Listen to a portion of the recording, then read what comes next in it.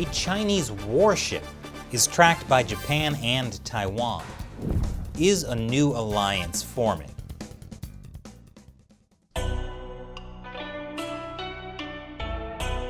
Welcome to China Uncensored. I'm Chris Chappell.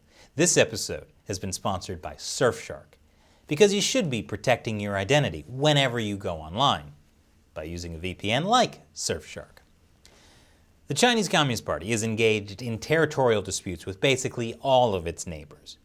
The problem for China is, sometimes, when you bully people too much, they eventually start to team up against you. And that may be what's happening with Taiwan and Japan. It seems like Taiwan and Japan teamed up to track a Chinese warship. Both sides are being pretty quiet about it, but here's what we know. According to a Japanese Defense Ministry announcement, a Chinese warship, the Binzhou, was caught in the East China Sea. That's where China and Japan have a territorial dispute over some uninhabited islands.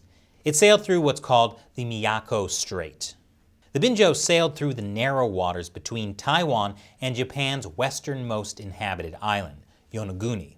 That's only 70 miles from the Taiwan coast. 3 Japanese ships tracked it.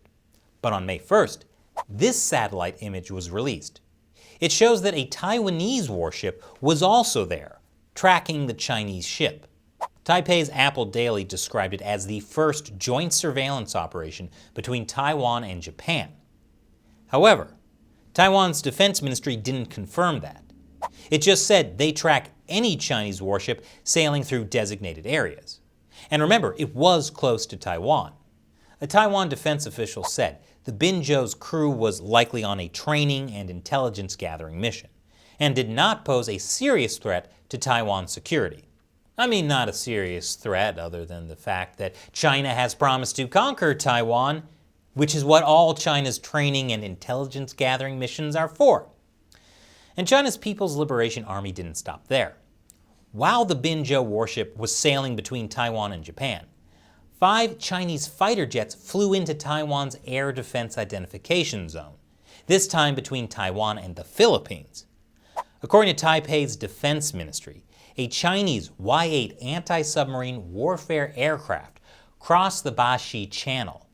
The Bashi Channel the Chinese aircraft flew over, and the Miyako Strait the Binzhou sailed through, are both very important strategic locations.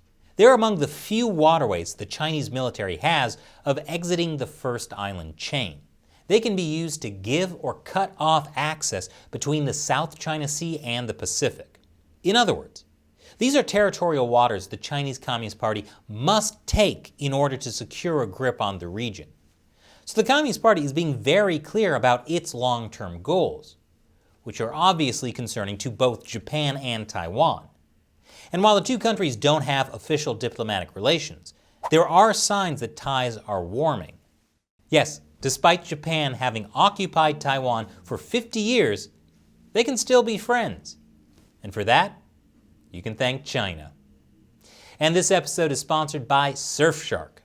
Whenever you go online, you should be using a VPN, like Surfshark, to protect your identity. Everything you do online is being tracked and logged by the websites you visit and your internet service provider, and in many cases by the government. And if you're in an authoritarian country like China, this kind of tracking can put you at risk of surveillance and even arrest. So I recommend you use Surfshark to protect yourself online. When you use Surfshark's clean web mode, you'll be protected from trackers, plus a lot of ads and malware. With one account, you can connect as many devices as you want. So try it out with a 30-day money-back guarantee. And Surfshark has a special discount for China Uncensored fans. Go to surfshark.com/uncensored and use the code UNCENSORED to get our special deal that includes 3 extra months for free. Click the link below.